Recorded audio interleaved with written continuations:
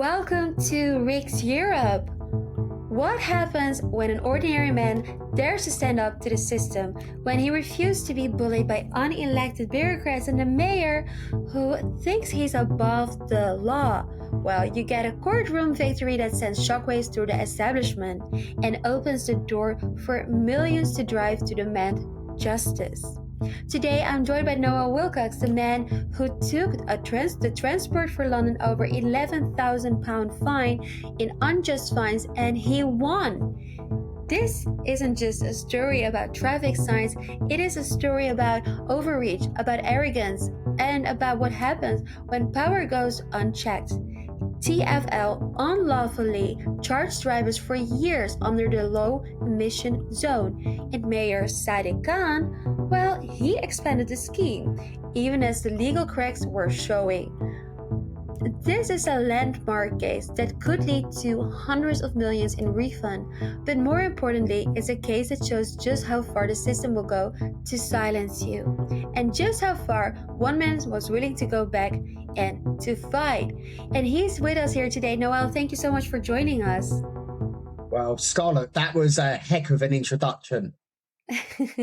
Well, you are the man who actually made this come through. I really want to start with expressing my admiration because I know you personally. I know this wasn't an easy trial. Can you please tell much more about what actually happened? What happened during this trial, this court case? Yeah, of course. I mean, just to sort of recap for anybody that is new to this or doesn't really know the story or hasn't followed it or anything like that. So back in 2021, my company, I own a scaffold company, a small scaffold business. We received £11,500 in fines over 7 penalty charge notices for a scheme that I wasn't aware existed. Basically, that's the long and short of it, and that's the moral of this story. And very, very quickly, when I realised that these signs were not giving drivers the information required, that there is a charging zone in place for the better word of air quality.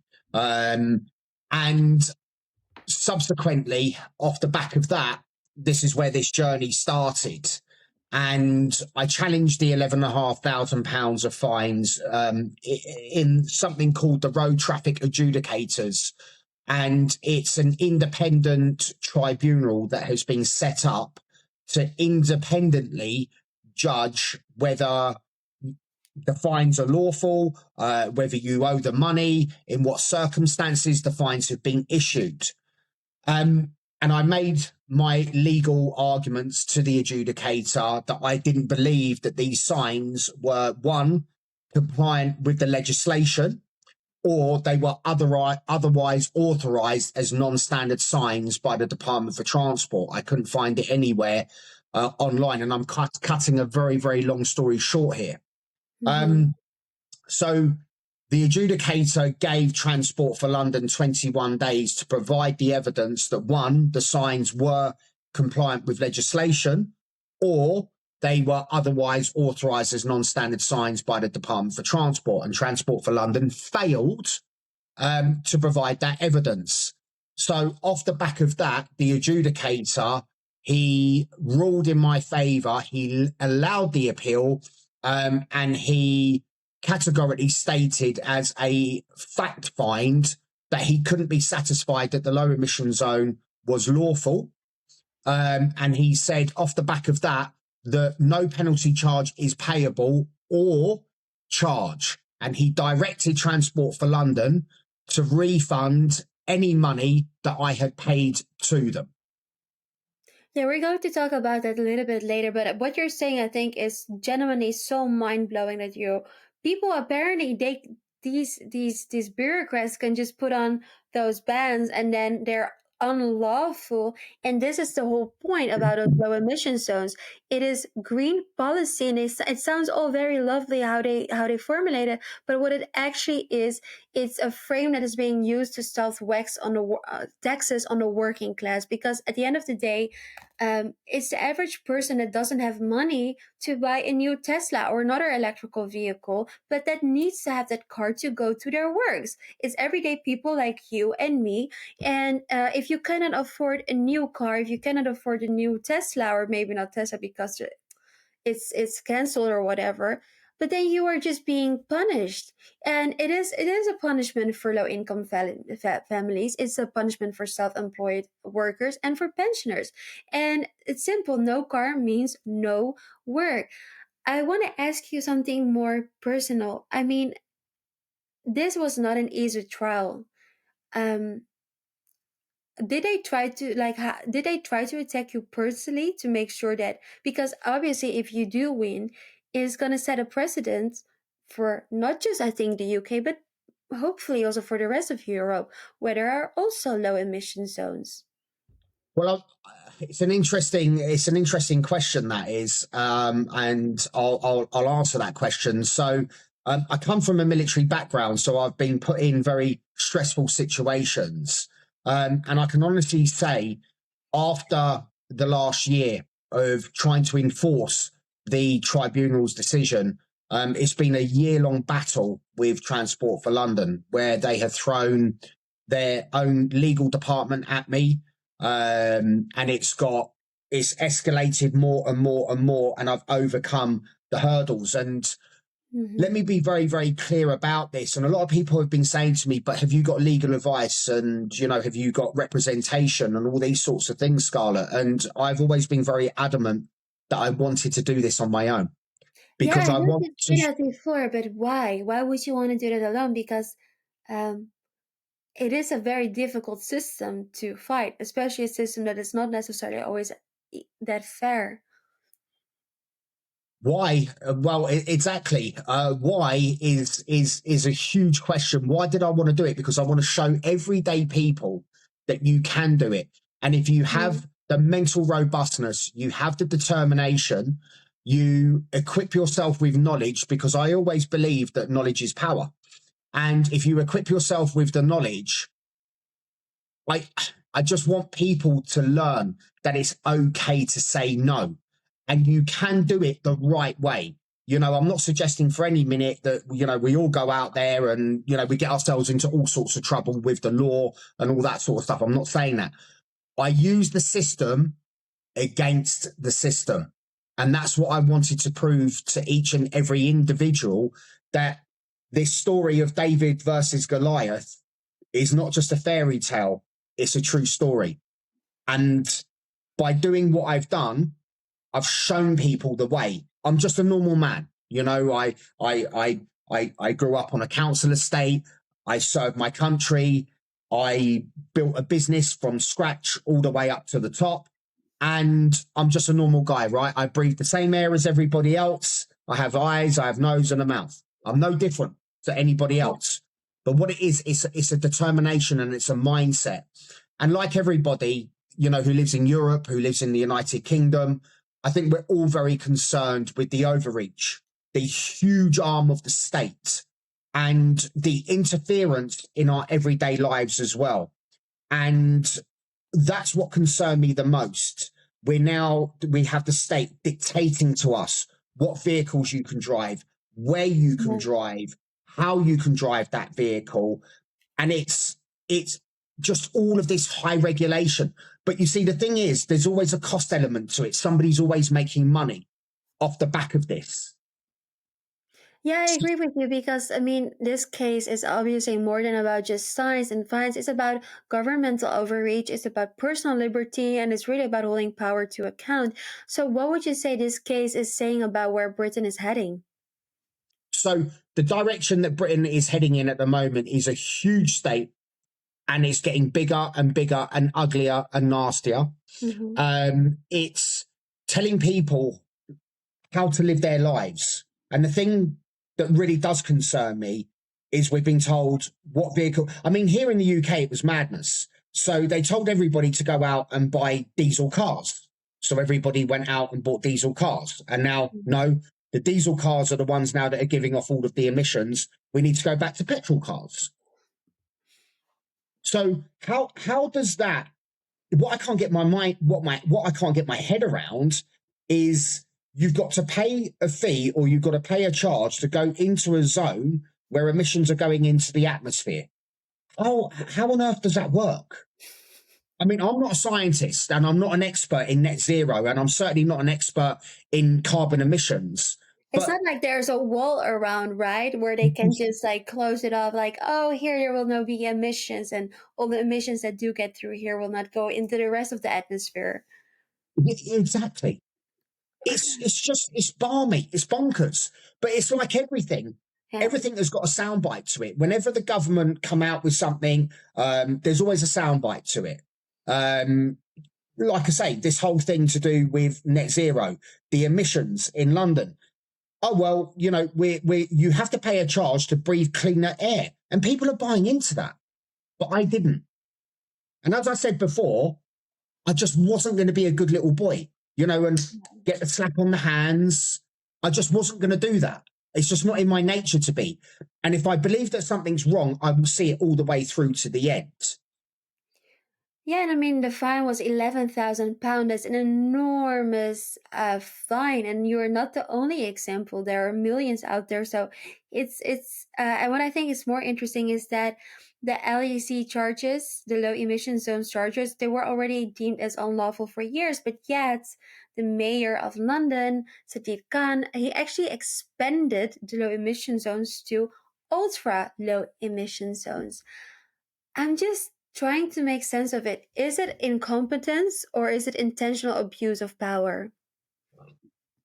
I think it's an abuse of power. And you see, the thing is, yet again, with all the governments that we've been electing over the years, personally, I think that we all need to take personal responsibility for it, particularly here in the United Kingdom. You know, it was Labour and Conservative that was going backwards and forwards. It was like a swinging pendulum. And you know, they'd come out with a manifesto and they'd say, we're going to, you know, stop immigration. We're going to do this. We're going to do that. And all of these wonderful things. And then everybody would vote to them on that promise and then they'd let you down. And it's kind of like just being in a marriage, isn't it? Where your wife or your husband is just constantly cheating on you and you think something's going to change. And you keep pouring your heart and soul into it. And you think that something's going to change and it never does. And it's very similar to what's going on here in the UK. We're just being constantly lied to. I don't believe a word. And this is not a conspiracy theorist. I don't believe a word that I'm told. You know, I try to be a good citizen by just paying my taxes and abide by the laws. But it certainly seems to be now that if you are a good citizen and you're abiding by the laws, that the state attacks you.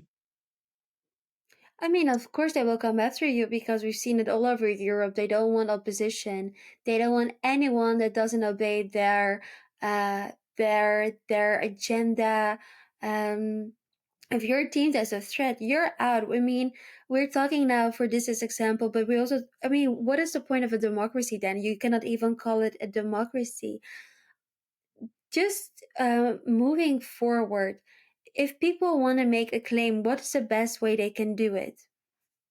Well, you see, because I've been through this system and because I've been through this process, and it does actually affect European companies as well. So when I went to court, which was at Bedford County Court, and because we have this belief here that we have two-tier justice, I was very apprehensive going into court. And I was thinking, is this going to go my way? Is somebody going to find a legal technicality or whatever? But the judge was absolutely incredible. The judge that was judging my case, he was an old school judge. He didn't accept any nonsense whatsoever. He confirmed that the low emission zone was unlawful from 2016 to the 17th of June 2021. And the reason why he determined and concluded that it was in that scope was because the adjudicator said that he couldn't be satisfied that the low emission zone was compliant with the 2016 regulations. But the last penalty charge that I had received was on the 17th of June 2021. And that's the reason why the judge had it in that time scale, in that time band. So the county court judge did confirm that in that area, it was unlawful and he was satisfied. But what he concluded was that the adjudicator had judged 7 penalty charge notices, and he didn't know what had happened after that time. And it wasn't his jurisdiction to determine what had happened to the fines. Now, we all know that Sadiq Khan and Transport for London did nothing about these signs. They knew about this decision in October 2021. Well, here we are now today in 2025, and nothing happened to those signs. In fact, he expanded the ULEZ into the zone that was actually deemed unlawful. Someone on this planet, please explain to me how they can justify that. You just can't. No. Unless there's a dark agenda behind it, which I probably think that is the case, because I mean it's an easy way for them to catch money. But there's Charlie, no if we other would have done something like this, if you or I had done something about this, if we knew that something was unlawful and we went ahead and carried on that action, knowing that what we did was unlawful, both you and I would probably be doing 5-10 years in prison, because they'd make an example out of you for doing it. So how is it that the London Mayor, who expects us to adopt his standards and abide by his rules and his regulations, well, there's a flip side to that coin, isn't there? Because he should be held to the same standards that we are held to. You know, at the end of the day, if you don't pay these fines and they go to court and they get a, I don't know what they call it, a writ or something, it's called a writ that they get against you, that gives them legal powers then to confiscate your assets.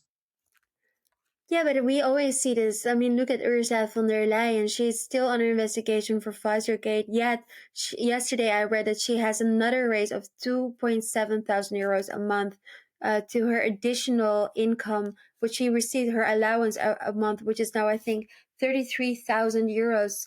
And if you look at her policies, I mean, there's no checks and balances. Nobody's holding them accountable for bad policy. And we see it over and over and over again. And this is just a little example of it. I really hope that your court case is going to bring shockwaves, not just in the UK, but in the rest of Europe as well. Like I said, I know Brussels is very big in the low emission zones. There's other cities that are really trying to push us into this green policies. Thank you so much for fighting our fight that is affecting all of us. And I really do you think that the city of London will pay back all of those fines? Do you think they will do it?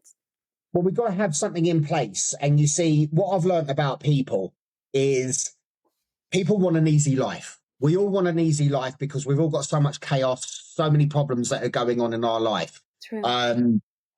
You know, whether you're dealing with a tragedy in the family or, you know, whatever it might be, everyone's got issues that's going on in their life. And so what I've done is set up a website so that people can go to that website where we can process their claims for them. And it's obviously we charge an administration fee to do it, but I can tell you it will be a lot less than getting solicitors involved to try and pursue those debts for you. And yes, my case certainly does set that legal precedent. Of course it does. So it was legally binding. And the ironic thing here, Scarlett, right?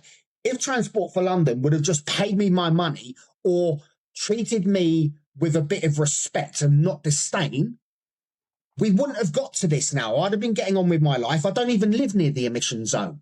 You know, I drive a compliant vehicle. My trucks are all compliant. So I wouldn't have given it a second thought. If they would have just given me my money back and they didn't treat me with the level of disdain that they did, this probably wouldn't be happening now, and they'd be charging people illegally and unlawfully, and they'd still be getting away with it. But sometimes you awaken the beast. And I think that people are beginning to wake up, definitely here in the United Kingdom, and people are certainly beginning to wake up in Europe. Look at what's going on in Europe. I think those are great words to end our conversation with. Noel, if people want to follow you, where can they do that best? Definitely on X. So I am part of the Reform Party, and I did stand for them in the general election. Obviously, that's where we met. Thank you so much for watching. Honestly, like I said, this policy is affecting all of us. Maybe if you're not living in London or the UK, I'm sure you are living in a place where, or you know a place where there's also low emission zones. What are your thoughts on it? We would love to hear it in the comments section. And thank you so much for watching. We'll see you next time.